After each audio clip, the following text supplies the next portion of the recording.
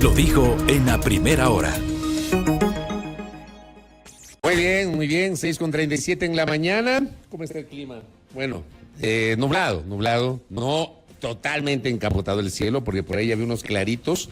O sea, es probable que durante la mañana como que se despeje un poquito más el cielo en el Distrito Metropolitano de Quito. Bueno, gracias por la sintonía. Seguimos a nuestra audiencia que siempre se conecta con nosotros, se enlaza con la gran señal nacional a través de nuestras frecuencias en señal abierta. Nuestra matriz en Quito, 103.7 FM estéreo, la misma frecuencia en el centro del país. En mi tierra, Ambato, saludos cordiales a mi querida Ambato, provincia de Tungurahua, donde tenemos audiencia igualmente a través de 103.7. Nuestra querida provincia de Cotopaxi, también Guayas, hoy estaré en Guayaquil, saludos cordiales. Allá en Guayas, 103.7 FM estéreo, y en otras provincias, evidentemente, ubique la frecuencia de Sonorama. Estamos también en la internet por www.sonorama.com.es. Transmitimos a través de nuestras plataformas digitales, a la gente que está en Facebook, ¿no? La habitual visualización que tenemos de esta hora de la mañana. Dios les pague por la generosa sintonía. Siempre que yo pongo esto en el Facebook, le veo a Renato García con su manabí presente. Saludos, querido Renato. José Luis nos dice, transmitiendo desde Orellana, se caía el cielo y los relámpagos, terrible noche, nos dice. ¡Qué barbaridad! Bueno, también a la gente que está conectada con nosotros a nuestro canal de YouTube, Dios les pague, más de 800 personas conectadas a esta hora. Gracias por la generosa sintonía. Estoy transmitiendo también por mis redes sociales, por mis plataformas personales, en el TikTok, mi cuenta personal que es Fabricio Vela B. Ahí ustedes pueden encontrar mi transmisión en vivo. E igualmente ya estoy en el Instagram con las primeras visualizaciones de los internautas conectados, como la doctora Montero, ya está conectada con nosotros, la doctora Velasco Jacome, que también le veo conectada ahí, Valentina, gracias por conectarse a este espacio. A ver, le envío un abrazo a mi colega Elena Rodríguez, que me hace una pregunta que creo que va a permitir matizar un poco el inicio del comentario del día de hoy. Me consulta, ¿no? Si es que el denominado Frente Parlamentario Anticorrupción que opera en la Asamblea Nacional tiene algún tipo de base jurídica, y no tiene una base jurídica, es decir, no es una comisión ocasional. La Ley Orgánica de la Función Legislativa establece obviamente las comisiones permanentes, que son 15, como ayer les estaba explicando, establece la posibilidad de que el Pleno integre comisiones ocasionales, que son comisiones temporales, pero no la existencia de un frente parlamentario. Este es un grupo de legisladores que, por supuesto, tienen el legítimo derecho de reunirse, de agruparse, de hacer el trabajo que consideren, pero por supuesto los resultados de lo que hagan, los informes, no es que obligatoriamente deben ser conocidos o tratados en alguna de las comisiones o en el Pleno de la Asamblea Nacional, porque no es así. Es un grupo de legisladores que actúa por su lado, y obviamente no responde, digamos, a lo que dice la Ley Orgánica de la Función Legislativa respecto de esos protocolos. Y empecemos por allí. Siempre la lucha contra la corrupción, querida audiencia, siempre la lucha contra la corrupción debe ser respaldada por el país, debe ser respaldada por quienes de una u otra manera hacemos y somos parte de la opinión pública. O sea, yo no concibo que haya algún opinador, algún periodista, algún ciudadano, alguna ciudadana, alguna autoridad, algún actor político que rechace la lucha contra la corrupción. O sea, primero porque no tendría presentación, y segundo porque lo que cabe es buscar, evidentemente, una mejor sociedad en la cual convivamos todos. Pero la lucha contra la corrupción, querida audiencia, no puede ser selectiva. No puede ser selectiva. No puede ser que hace 2 semanas se presentan nombres, primero como denuncia, y luego dijeron, no ha sido una denuncia, es una noticia criminis. Pero presentaron ante los medios como denuncia. Yo lo comenté en este espacio. Se presentaron ante los medios nombres de autoridades que buscan la reelección en algunos cantones y de candidatos que se han presentado para las próximas elecciones supuestamente financiados por el crimen organizado y por el narcotráfico. Por supuesto que el tema debe ser investigado. Desde luego que sí. Pero para mí el daño, antes de que la investigación siquiera inicie, ya está hecho.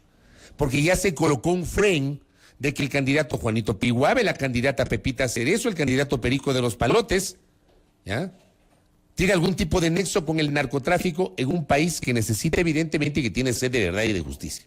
Entonces ya colocas un frame y ya se asume que tal o cual candidato está siendo financiado por el narcotráfico. Eso tiene que ser investigado. Por supuesto, aquí hay un rol de la Fiscalía General del Estado, de instancias como la Unidad de Análisis Financiero UAFE, que tienen que estar, obviamente, a la casa de cómo se financian las campañas electorales. Pero para eso son las investigaciones. Y por este tipo de situaciones es que este periodista defiende recurrentemente la presunción de inocencia, aunque a alguna gente no le gusta. Pero hace 2 semanas dieron nombres.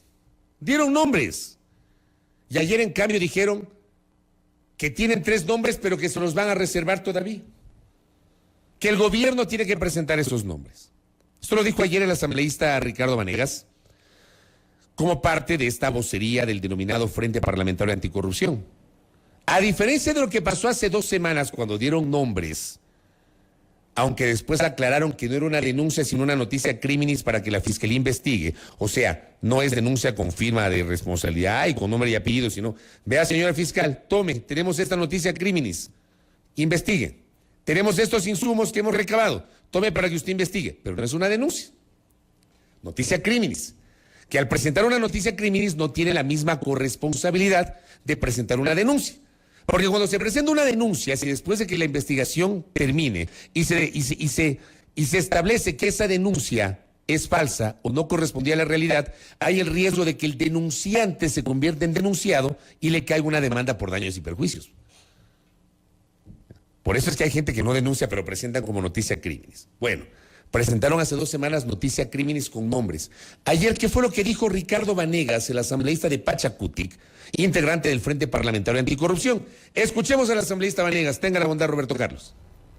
Entre los candidatos que hemos nosotros señalado, también hay candidatos del gobierno a dignidades, como se ha demostrado. Y si hemos entregado hoy estos 3 nombres, es porque le seguimos dando al presidente la oportunidad de que él presente los nombres.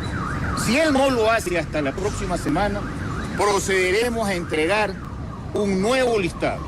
No nos vamos a nosotros a amenazar. Aquí estamos. Ojalá en la Asamblea, que están preocupados esa mayoría de investigar el tema del Gran Padrino, logren comprender que más grave que eso es el narcotráfico al que ellos están protegiendo y que ni siquiera se les ha ocurrido formar una comisión para investigar a sus amigos que son candidatos a distintas dignidades y algunos de los cuales sabemos que están como compañeros nuestros en la Asamblea. Eso el Ecuador tiene que claramente identificarlo, pero nosotros no vamos a retroceder. El país necesita una verdad y aquí estamos nosotros. Aquí sería importante preguntarle al asambleísta Vanegas, a cuenta de que para él es más importante lo uno y no lo otro, porque las 2 cosas no son importantes, ¿o sí? Para mí las 2 cosas son importantes, las 2.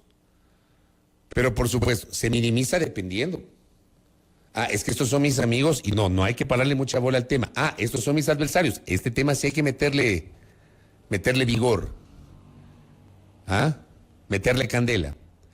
Las 2 cosas, asambleísta Vanegas y amigos y amigas que me honran con la sintonía a nivel radial y telemático, las 2 cosas son importantes. El tema es la selectividad y no me voy a cansar de cuestionar la selectividad. Aquí hay que investigar todo. Que hay que investigar el financiamiento de las campañas, porque hay presunciones de dinero sucios. Háganlo, pero háganlo. O sea, ya dejen la venta de humo. Háganlo. Si tienen evidencias de que hay campañas financiadas con el narcotráfico, pongan las denuncias con la firma de responsabilidad. No se limiten a presentar como noticia criminis. Háganlo con firma de responsabilidad. Ya inauguren la responsabilidad en este país. Ya hay que dejar el show de llamar a los medios, de ubicarse afuera de la fiscalía o de llamar a ruedas de prensa en la sala de prensa de la Asamblea. No. Tienen pruebas. Presenten las denuncias. Y brinden alguna vez, frase cliché, un baño de verdad de la República. Pero así como esto tiene que ser investigado, lo otro también, pues.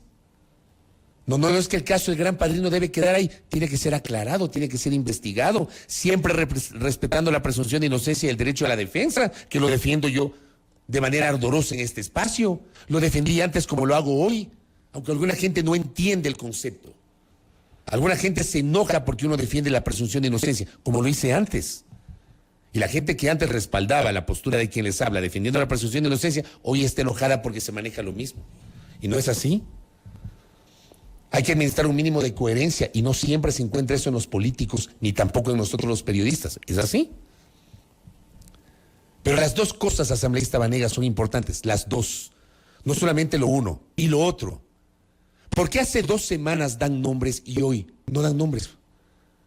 Casi que le ponen como una especie de advertencia o de amenaza al ministro de Gobierno, o al gobierno en este caso, que tiene que dar los nombres porque de lo contrario nosotros lo hacemos. ¿Por qué no lo hicieron ayer mismo? Pregunto, ¿por qué no lo hicieron? Y me llama la atención otra cosa. Yo entiendo que después de esto, después de esta presencia en los exteriores de la Fiscalía, el propio asambleísta Vanegas aparece sentado junto al asambleísta Villavicencio, y me parece la asambleísta Sofía Sánchez, que integran el Frente Parlamentario Anticorrupción, van primero a la Fiscalía a decir que el gobierno también tiene candidatos y que tienen que dar los nombres. Y si no da los nombres de los 3 candidatos, lo van a dar ellos. Y a los pocos minutos aparecen afuera del edificio legislativo, ahí en la zona donde se ubican con los periodistas, a dar una declaración de prensa. Ahí estuvo el ministro. Escuchemos al ministro, por favor, Roberto Carlos. Caiga quien caiga, incluido el presidente de la República. Caiga quien caiga, por supuesto. Yo no voy a categorizar incluido A, B, C o D. Caiga quien caiga independientemente de la circunstancia, independientemente del delito, independientemente de lo que suceda. Pero déjeme decirle que nosotros tenemos 100% de seguridad y lo ratifico, que el gobierno no participa de ninguna trama ni de ningún comportamiento de corrupción, ni en el pasado, ni en el presente, y tampoco será en el futuro, porque tenemos muy claro para qué estamos aquí. Señor ministro, una última... Un momentito, respecto a lo que está planteando el ministro y a la pregunta del periodista de Diario Universal. El Frente Parlamentario Anticorrupción va a presentar un informe sobre este caso, independientemente de las conclusiones a las que llegue esta comisión conformada el día de ayer. No hay fuerza legal alguna que prohíba a los legisladores llevar adelante un proceso de investigación. Nosotros no somos una comisión permanente, somos un frente, somos voluntades unidas y esperamos que máximo en 20 días el Frente Parlamentario presente un informe respecto a la trama de corrupción en el sector eléctrico en la que aparece el señor Cortázar. Esto pasó ayer. Ayer el ministro de Gobierno dice caiga quien caiga, pero ya aparece junto a los otros legisladores que no le dijeron al ministro en la cara, al menos no públicamente, cuáles son los 3 nombres que supuestamente corresponden a candidatos auspiciados por el oficialismo que también tendrían nexos con el crimen organizado. Mi punto es ese. Y esto no es un invento de la prensa, son los propios legisladores. El asambleísta Vanegas, acabamos de escuchar lo que dijo. Hubo un comunicado que anoche mismo sacó el Ministerio de Gobierno. Póngame el comunicado en pantalla, tenga la bondad, estimado Roberto Carlos. Comunicado del Ministerio de Gobierno, emitido anoche, viralizado en sus cuentas oficiales, respondiendo a esta aseveración lanzada por el asambleísta Vanegas.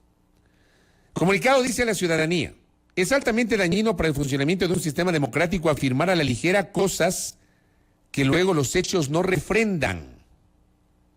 Estoy totalmente de acuerdo con eso, ¿no?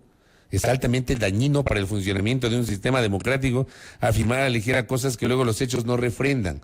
Por supuesto, esta es la famosa venta de humo. Y cuando ya se lanzan acusaciones sin pruebas, después las rectificaciones o para las aclaraciones no tienen el mismo efecto. Así ha pasado siempre. Conceptualmente estoy de acuerdo con ese primer párrafo. Luego dice: el gobierno no tiene conocimiento de ningún candidato de sus filas que tenga nexos con el crimen organizado, que estamos empeñados en combatir, y si fuera el caso, inmediatamente tomaríamos las medidas necesarias para que semejante circunstancia no se mantenga.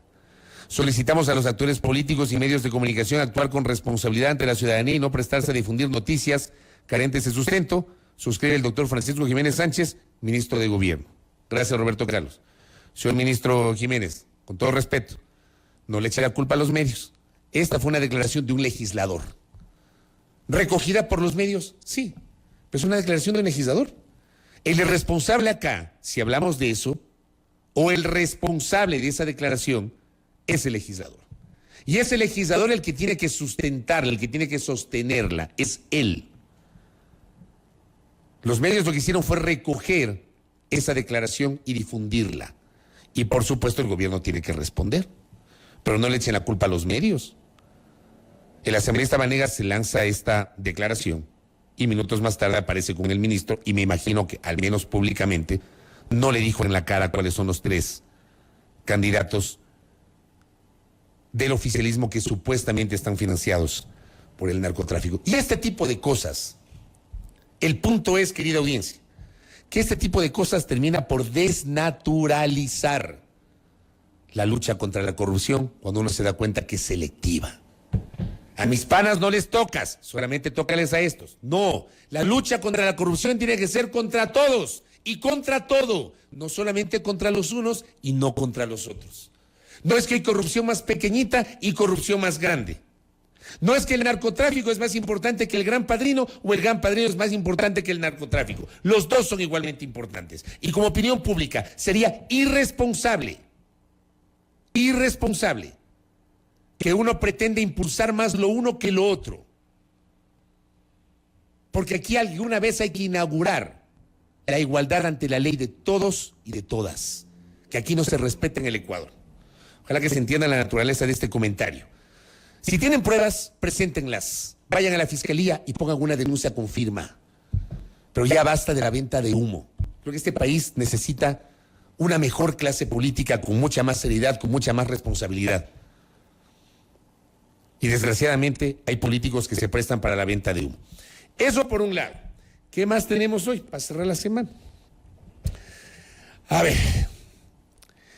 El señor ministro de Energía, a quien en lo personal, este periodista le guarda un profundo respeto. Respeto mucho al doctor Fernando Santos Alvite, a quien lo conozco hace muchos años.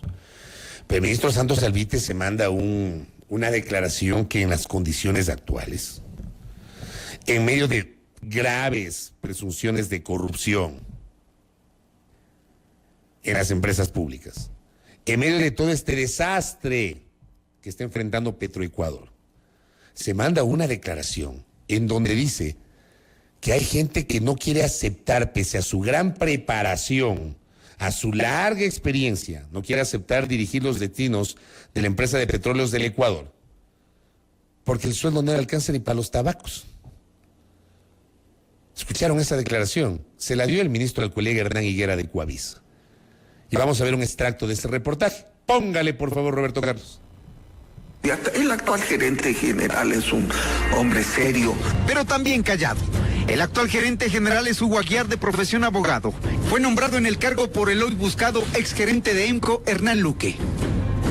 Se esconde de la prensa y ante lo que vemos, no hay respuestas. El gerente Aguiar no está libre de cuestionamientos por su nombramiento. No reúne los 700 puntos que exigía el directorio de la empresa coordinadora de empresas públicas EMCO como requisitos, específicamente en años de experiencia y título especializado. Reúne apenas 400 puntos, pero está en el cargo. Le preguntamos al ministro y nos quedamos absortos. hay un grave problema, le voy a ser sincero, Hernán, que es el sueldo de Petroecuador. Se sondeó varios ecuatorianos que se han jubilado o han estado años en Estados Unidos, en Europa, pero dicen por ese sueldo, pero no alcanzan ni para los cigarrillos, literalmente. ¿Quién se hace cargo de una empresa así, de un hombre de gran prestigio? Entonces, hay que buscar lo que da la tierra, ¿verdad? Sin desconocer los requisitos. ¿Saben qué es lo que nos acaba de decir el ministro Fernando Santos Alvite? El ministro Santos Alvite lo que ha hecho es justificar el hecho de que una persona que no reúne los requisitos, que no tiene el puntaje mínimo para convertirse en gerente de Petroecuador. Yo no le conozco al actual gerente de Petroecuador, el señor Aguiar, nunca lo he entrevistado. No conozco, no sé quién es. Pero parto de un hecho.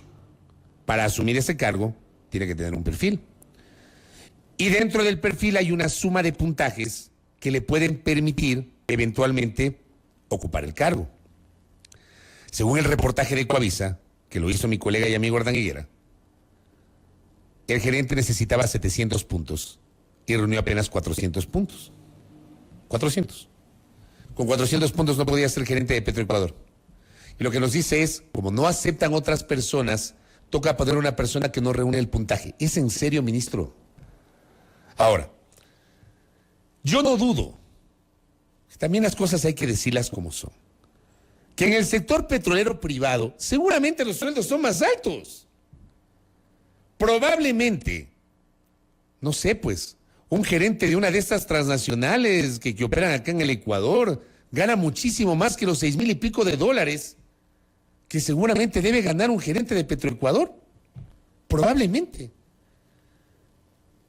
Pero estamos hablando de la empresa de petróleos del Ecuador que pertenece al Estado ecuatoriano y que tiene una lógica distinta. Usted no puede pretender hacer una comparación. 1. 2. Eso de decir que hay gerentes que dicen que con ese sueldo no le alcanza ni para comprar los tabacos. Vean, yo no fumo y no tengo idea cuánto vale un tabaco. Pero sí creo pues que con 6,200, 7,000 dólares sí les ha de alcanzar para los tabacos. Me parece insultante eso. Me parece insultante. Y no se trata de buscarle la quinta pata al gato al tema. Pero yo sí creo que hay que ser, primero, medianamente rigurosos y empáticos en el uso de la palabra. En serio, 6,000, 7,000 dólares no le alcanza a una persona para los tabacos. Perdónenme. Y justificar que como hay profesionales de primerísimo nivel que no aceptan ir a Petroecuador por ese sueldo, que no creo que el problema sea el sueldo. Yo creo que el problema es un problema más de fondo. El problema de Petroecuador no pasa solo porque alguien no acepta por el sueldo. El problema de Petroecuador es un problema de fondo. Tan de fondo que durante 5 años Petroecuador no ha podido contratar una empresa que la audite. 5 años. Porque nadie quiere hacerse cargo de esa papa. Nadie. Porque saben lo que pasa en la interna de Petroecuador. Porque Petroecuador es una empresa que necesita ser saneada, pero en serio. En serio. ¿Y quién se arriesga a asumir ese reto? ¿Quién se arriesga, por ejemplo, a asumir o a hacer una suerte de conscripción cívica más allá del sueldo? De conscripción cívica de ecuatorianos que hay de primerísimo nivel y de gran experiencia, que los hay. ¿Quién se arriesgaría a hacer ese ejercicio de conscripción cívica sabiendo las presiones? Las presiones. Sabiendo las presunciones de corrupción que hay en este caso en una de las más grandes empresas públicas, aquella que maneja la riqueza petrolera de este país. ¿Ya? ¿Quién se arriesga? El tema es de fondo, el tema no es el sueldo. Yo estoy convencido que el tema es un tema de fondo y que seguramente hay ecuatorianos que deben querer hacer su conscripción cívica. Pero dicen, no, yo no me meto en esa papa. ¿Para qué me voy a destrozar mi vida? A cuentas de que incluso la propia Contraloría, mañana o pasado, a una persona que del sector privado va a hacer su conscripción cívica en el sector público y resulta que le glosan por un tema administrativo y ya le estigmatizan. ¿Me explico?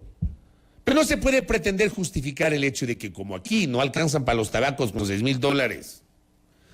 Que además, perdónenme, yo sí me siento insultado y seguramente muchos de ustedes, al escuchar que no les alcanza con 6,000 dólares para los tabacos. Cuando, por ejemplo, uno revisa cifras, ¿no?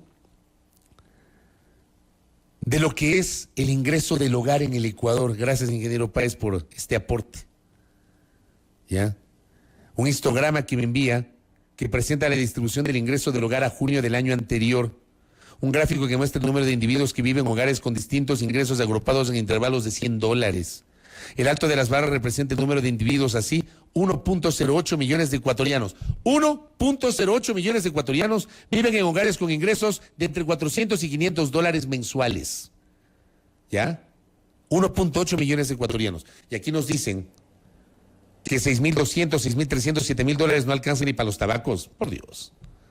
O sea, por lo menos tengan un poquito de diplomacia en el manejo de las expresiones. En un país que además hoy está expectante de que se aclare esta denuncia de corrupción última respecto de un supuesto mal manejo en las empresas públicas, donde está la verdadera plata, donde está el billete, donde hay cualquier cantidad de billete del Estado ecuatoriano y sobre que las autoridades tienen que darnos respuestas. O sea, yo no concibo que un ministro de Estado, al menos de recurrir de la experiencia del señor ministro de Energía, a quien, como digo, yo en lo personal respeto a Fernando Santos y ojalá que la crítica que le estoy haciendo la tome como tal, porque no es personal. Pero el ministro cometió un error con esa expresión, porque no corresponde. Y porque de alguna manera con esa explicación está justificando que como no aceptan ecuatorianos preparados, tuvieron que echar mano de una persona que no reúne los requisitos para dirigir la empresa de petróleos de este país. No está dirigiendo, con todo respeto, la tienda del barrio. Está dirigiendo Petroecuador, no la tienda de la esquina. No una venta de garaje. Petroecuador, una empresa de miles de millones de dólares que maneja la riqueza petrolera. Y no nos pueden decir que no hay un ecuatoriano que reúna los 700 puntos y que quiera hacer una conscripción cívica más allá de ganar 6,000 o 7,000 dólares mensuales. Perdónenme, pero es así. A mí sí me indignan estas cosas. Y ojalá que se entienda la naturaleza del comentario. Si el problema, yo no creo que el problema sea solo el sueldo. El problema es la estructura. La estructura. Y después, obviamente, la persecución. Porque en este país ha habido profesionales de primerísimo nivel que dejaron su comodidad del sector privado, fueron al sector público y resulta que luego terminaron estigmatizados y hasta enjuiciados. Señalados porque supuestamente se llevaron la plata cuando no se llevaron la plata. Y así ha habido casos. Entonces aquí hay que atacar las estructuras y no solamente salir con el discurso del sueldo que no alcanza para los tabacos. Como digo, yo no fumo, así que no gasto mi billete ni lo que yo gano en tabacos. No tengo idea cuánto cuesta un cigarrillo. No tengo idea, tampoco me interesa. Pero la comparación es insultante para el común de los ciudadanos. Para un país en donde tenemos miles, millones de personas que no tienen un trabajo fijo. Póngase a pensar en esas personas que todos los días intentan de una u otra manera parar la olla. O gente profesional que no tiene un trabajo con relación de dependencia, que no encuentra continuidad en sus ingresos y le toca hacer cualquier otra cosa. Pues no se ponen en los zapatos. 50 centavitos la unidad de tabacos, Melissa. 50 centavitos, bien. Para mí eso es nuevo. En fin, yo les traslado mi indignación porque realmente a mí este tipo de cosas. El comentario de hoy ha sido para cerrar la semana y por favor, pedir a la clase política, tengan la gentileza de dejar de vender humo. Y pónganse un poquito más serios en el uso de la palabra y de sus declaraciones. Primera plana. Todas las noticias, todas las voces.